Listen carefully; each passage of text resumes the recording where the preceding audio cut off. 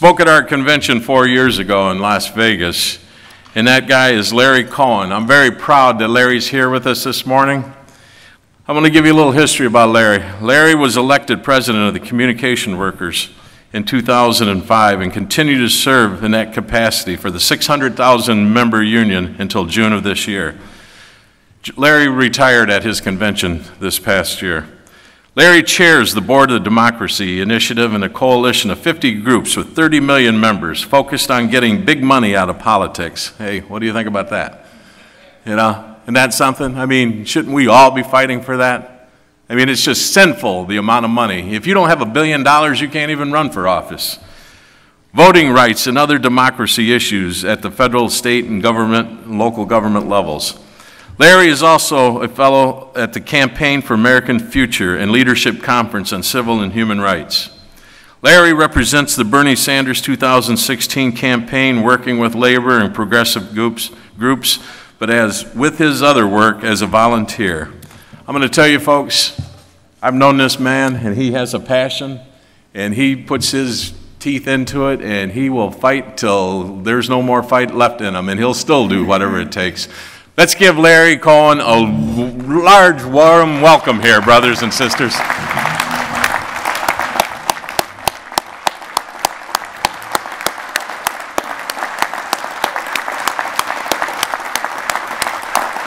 you, Larry. Thank you. Very nice, thanks. Okay. How was that boat trip? Yeah, I did miss it. I got here quite late, but great to be with you all. So thanks for that introduction. It really is great to be with you. As Mike said, I gave it a lot of thought, but decided not to run again as president of CWA after 10 years, 39 years full-time in the union, like probably many of you. Because you got some idea of this. I felt like I could go back to the streets, literally, and build a working class, help build a movement of working class people in this country. And initially it was around the democracy issues, and many of us had worked together, and Sam was talking about this earlier, in the fight to save the NLRB. The president had nominated 5 members of the NLRB, and the Republicans in the Senate decided, since it takes 60 votes at that time, it took 60 votes to confirm any nominee for anything, they were going to hold them all up. And they knew that at the end of 2013, the NLRB would be finished, because there wouldn't be any members left by that time. And you need 3, and other Supreme Court decisions, there had to be 3 members confirmed by the Senate. This is shortening the story. Or they couldn't make any decisions. So there were court cases that gutted their decisions based on the fact that they didn't have 3 confirmed members. And so we built a broad coalition that we were all a part of called Fix the Senate Now. The idea that you elect a president in a landslide, second time, and one of his main jobs is to nominate people to fill out agency positions, and that a minority in the Senate could block those by one person puts up their hand and says, I object. The nomination never came to the floor. And they particularly, thanks to the U.S. Chamber of Commerce, targeted the NLRB. We can gut the agency by not confirming them, and the Senate rules say you need 60. This is not what the Constitution says, by the way. So the conservatives among us, probably not here, we reminded them of that. Of course, they didn't care when it came to these kinds of appointments, but the Constitution doesn't say that. It says majority of the Senate will confirm. Anyway, this coalition that Mike talked about at that time was known as Fix the Senate Now. We didn't fix everything, but after a long campaign, took months and months, and we had labor and we had environmentalists, because they had also blocked confirmation for Gina McCarthy, the head of the Environmental Protection Agency.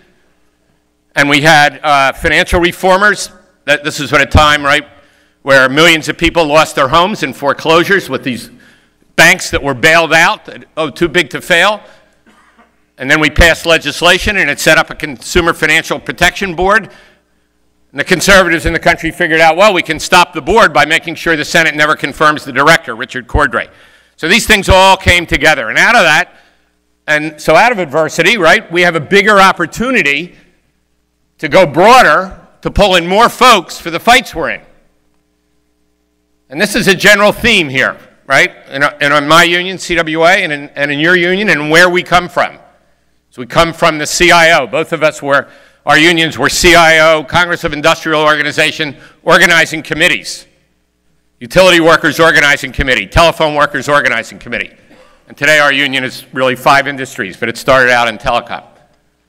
And so related in many ways, but the values that we had back then and now, those values teach us that everything we do needs to be not just for us, but for the communities where we work.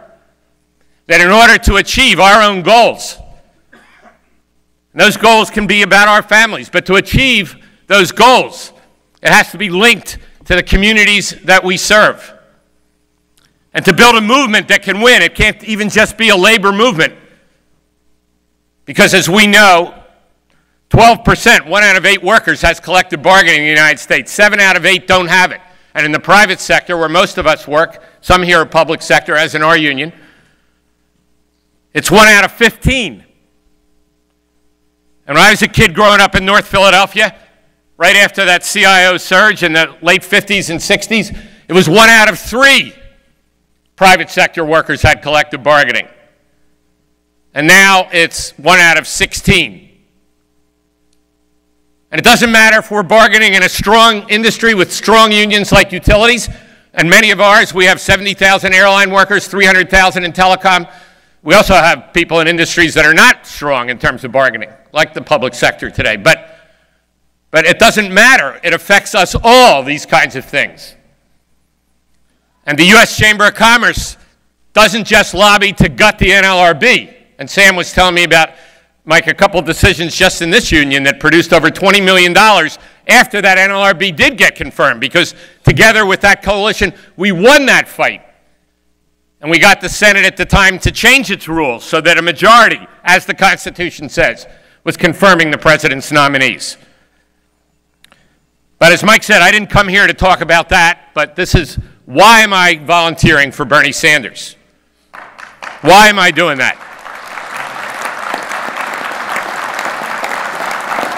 I'm doing that because on the last day of our convention a month ago, I took a pledge, and I'll be their pledge.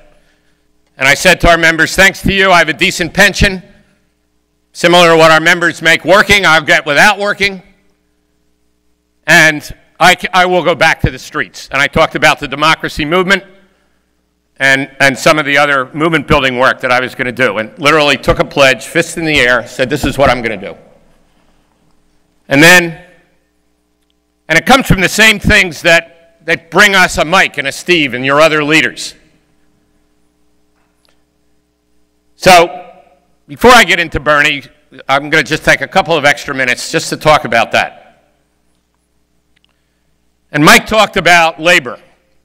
And labor is all I know and what I was raised on. But at the same time, to be truthful here, which I can be pretty blunt, you need to cherish this leadership. Because frankly, a lot of labor doesn't work off of beliefs. A lot of labor doesn't work off of deep values that our members and working class people without unions share. A lot of labor at this level is so proud of themselves because they got to this point. And I understand that. But a lot of labor is so proud of how they live, often in contradiction to how the members live. And a lot of labor is rooted in the past, not in what this banner says. And I know Mike well enough to know that's not just 4 words on a banner. That's how these guys wake up every day. I've been with Mike in tough situations that most labor leaders would run from. How do we reclaim? How do we rebuild? How do we talk about new energy? When often those conversations screw our own members or they feel like they're screwed. And Langford doesn't run from that. I've been with him on conference calls and meetings where he talks about new energy, and at the same time, we will fight for every member, whether they're in this union or another union, that there has to be real transition, not some made-up bullshit transition, real transition, whether it's a coal miner or a utility worker. But that balance of fighting for real transition but not running away from climate change, knowing about climate change because you're on the front end. We got people who are elected to Congress who are running for president. I don't think we got any videos to show from them, who don't believe there is any climate change. You know, some things, like I started out, are about our beliefs. And I will come back to that. I promise I'm going to talk about Bernie in a minute. And those beliefs, whether it's our faith, our religious beliefs, are really, really important. But some things are also about science. And science tells us about climate change. And your leadership's willingness to take that on, knowing that without just transition, we get screwed. Working class people get screwed once again. And yet you take that on. And I know that for some that are here, it's really a tough issue because the members say we never get to transition, we'll get the change. Well, that's why, and I could go on and on about these guys, particularly Mike, who I know pretty well. I do want to tell you, you need to cherish leadership like this. It doesn't fall from the sky. Most unions don't have it. They really don't. So a week after, actually a couple of days after my convention, our convention at CWA, which is a month ago, and I left that convention to come back to help organize the fight against fast track. And again, this union could have said, oh, fast track on trade deals, we're getting crushed by these other things. You know, we're not directly affected. And that's true for 80% of the CWA members. We have probably 20% that are directly affected by trade. They're in manufacturing or they're customer service jobs.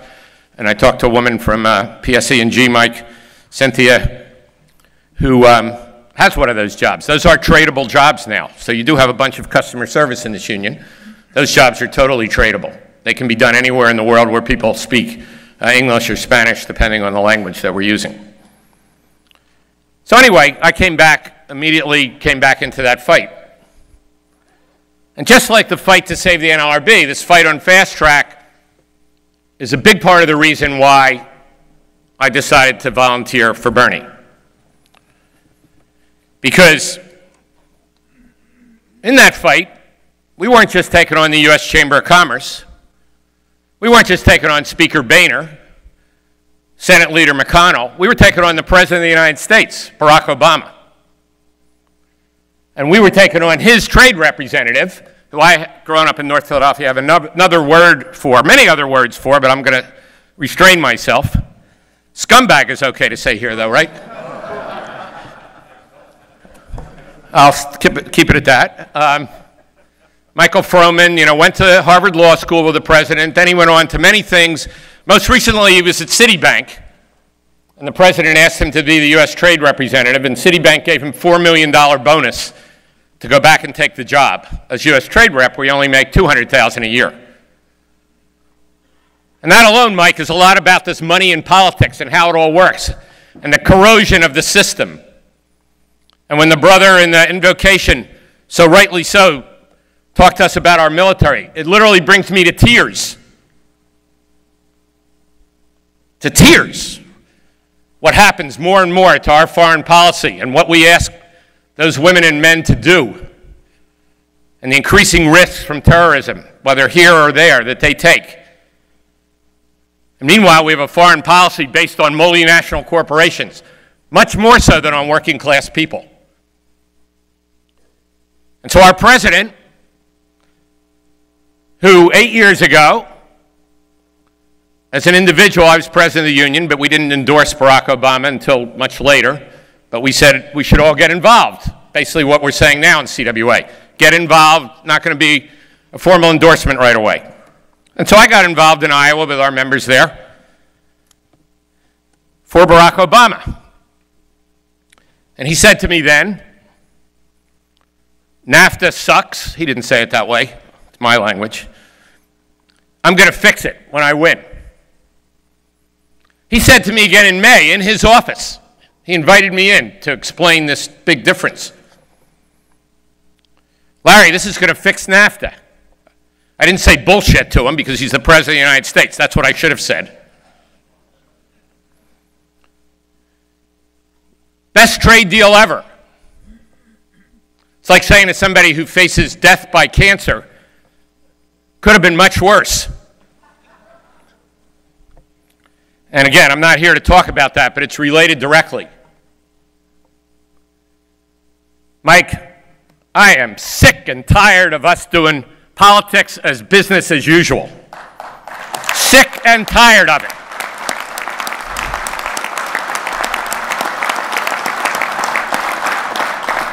We all but begged Hillary Clinton, and I'm just here to tell the truth. I am a volunteer in every sense, to come out against fast track.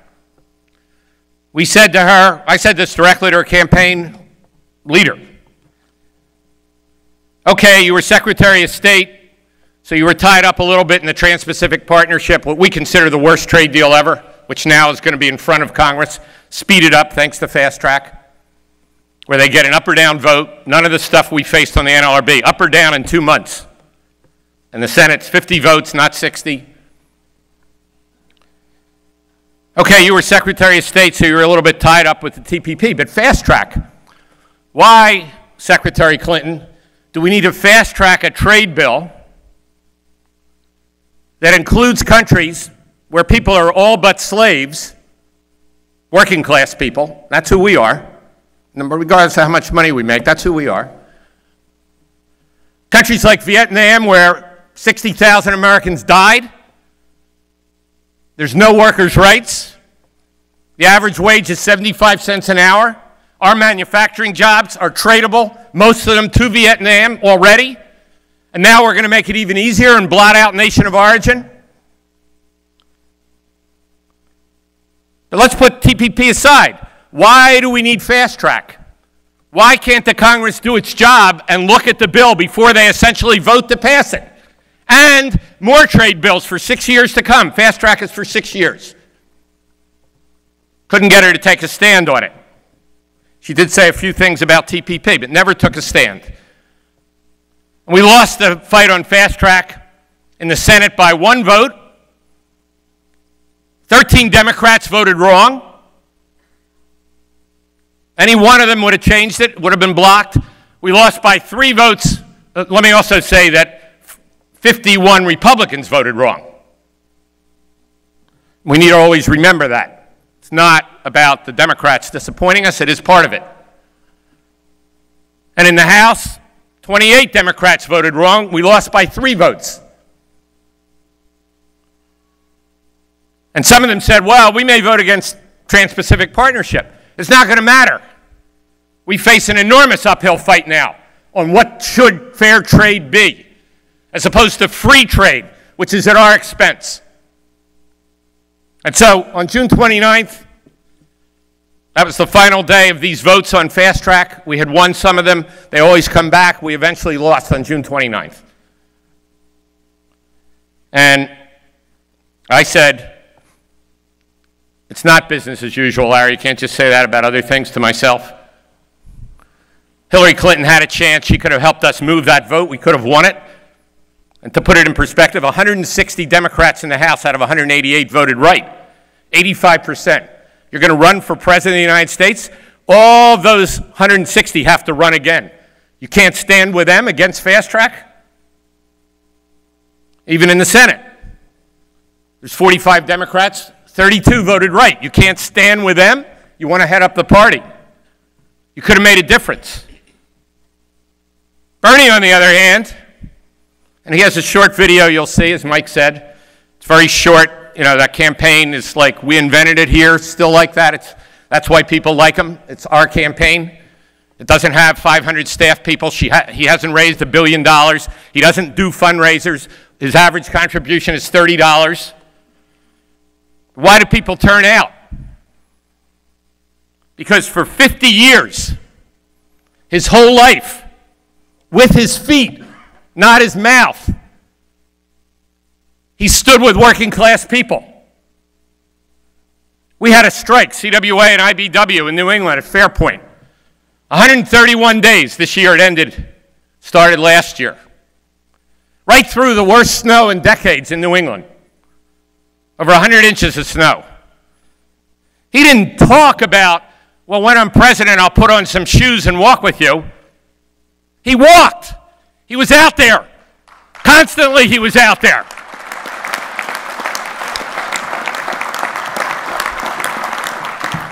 And he wasn't just out there walking in the snow.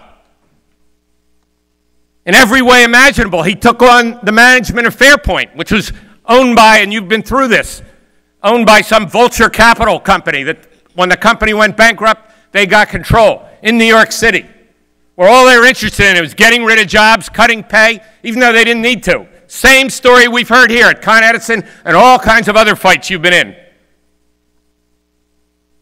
When is it our turn? When do we get to elect people who absolutely believe and worked as working class people? When do we say it's no more billionaire politics? When do we say it's not just who's going to win, which is bullshit anyway, frankly? When do we say I'm going to stand up and work for somebody who has our values, who's lived the same kind of life we do, who lives in a house that looks like our houses in Burlington, Vermont? So after we lost that vote, I went to see him. I have known him for a long time, and I said, I'm going to volunteer 10 hours a week. This is how I think about things, you know, so many hours, blah, blah, blah. You know, I don't want to work 80 hours a week anymore, but, you know, 50 is okay as a volunteer. So, okay, Bernie, you get 10 hours. So it's turned into 10 hours a day.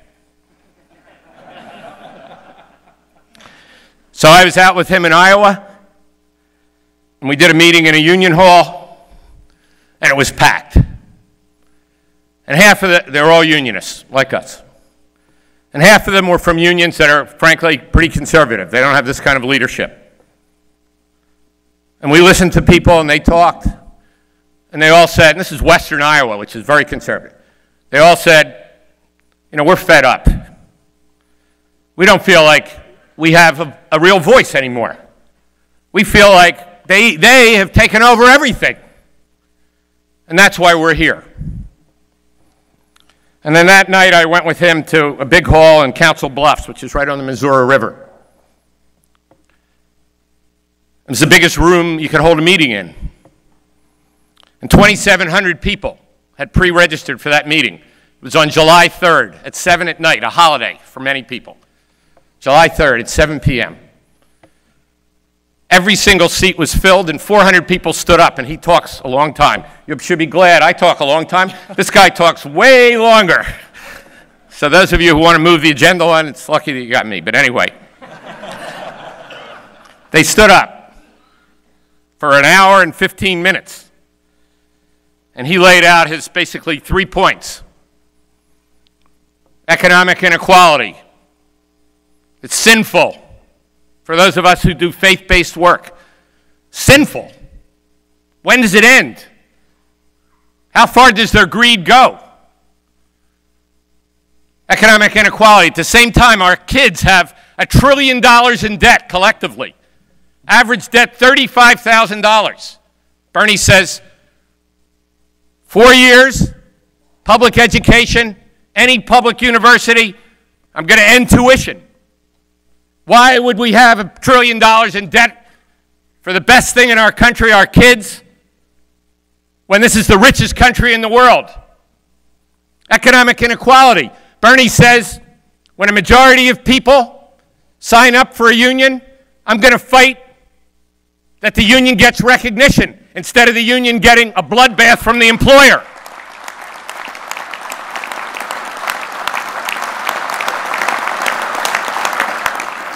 He talks about unemployment, and that particularly young people's unemployment is still unbelievable. It's over 20%.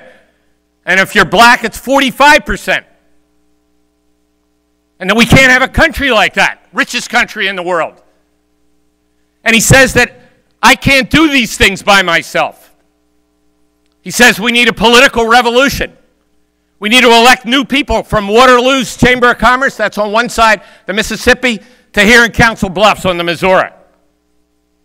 He said, if I have one message for you, it's that we need to all get involved. We need to support each other. We need to end the oligarchy, he says. He says, I'll take contributions from individuals. I won't take any money from billionaires. I won't talk to them, and I won't take their money.